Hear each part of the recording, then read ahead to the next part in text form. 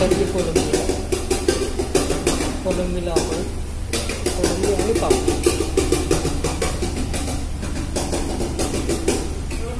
हळद आणि मसाला वाटण लावून ठेवलेला आहे। कोलंबी रसा तयार करण्यासाठी, कोलंबीचं कालवण तयार करण्यासाठी आपण कांदा आणि टोमॅटो तेलात शिजवून घेऊया। तेलात आधी कांदा टाकलेला होता, कांदा लाल झाल्यावर टोमॅटो टाकलेला आहे। तो बऱ्यापैकी शिजल्यावर आपण पुढील प्रक्रिया बघू। इकडे हिरवं वाटण तयार केलं होतं, ते फिशला लावलेलं आहे। इथे आपण चिंचेचा कोळ वगैरे तयार करायला ठेवलेला आहे। हे आहे आलं, खोबरं, ओलं खोबरं आणि लसूण याचं वाटण तयार केलेलं आहे। कोथिंबीर पण टाकलेली आहे त्यात, आणि चवीला थोडंसं तिखटपणा यावं म्हणून हिरवी मिरची पण टाकलेली आहे। हे वाटण टाकतोय आपण मगाशी तयार केलेलं। हे कोलंबी रसा, कोलंबी कालवण याच्यासाठीचं प्रिपरेशन चाललेलं आहे।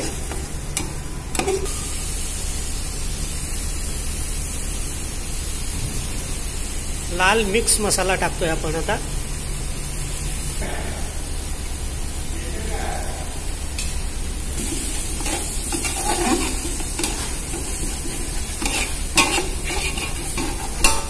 यात सगळं आलं, लसूण, कांदा, टोमॅटो, ओलं खोबरं, हिरवी मिरची, कोथिंबीर एवढं आपण टाकलेलं आहे। नाही नाही, आता चिंचेचा कोळ टाकतो आहोत। चिंचेचा कोळ,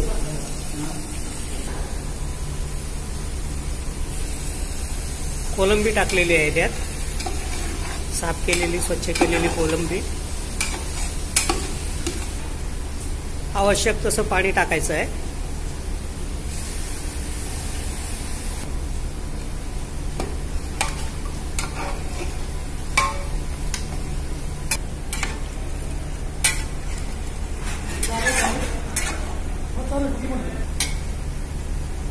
रसा जाड, बारीक, पातळ कसा आहे, घट्ट, त्याप्रमाणे पाणी वाढवत जायचं आहे।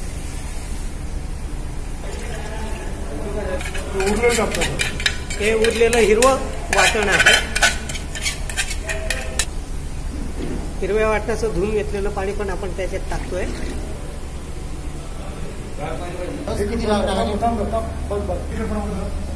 तेल तापल्यावर तेलात आपण थोडा लसूण टाकूया पापलेट फ्राय करण्यासाठी। आपण पापलेट फ्राय करणार आहोत आता। हे बघा, हे पापलेट तांदळाचं पीठ घेतलेलं आहे। त्या तांदळाच्या पिठात हे पापलेट मॅरिनेट केलेले पीसेस आपण घोळून घेऊया। लसूण टाकलेला आहे त्याला, हे आपण तांदळाच्या पिठात घोळून घेतलेलं आहे।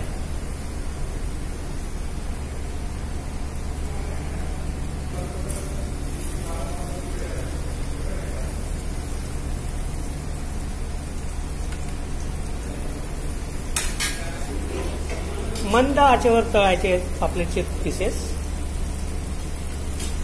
हे बघा, दिसेल मंद आच आहे। कोलंबीच्या कालवणात आता बटाटे टाकलेले आहेत।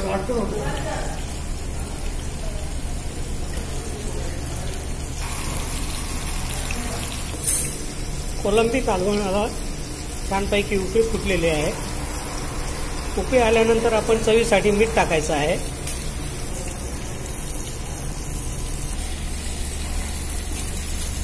पापलेट फ्रायसाठी आपण पीसेस पलटी मारलेले आहेत।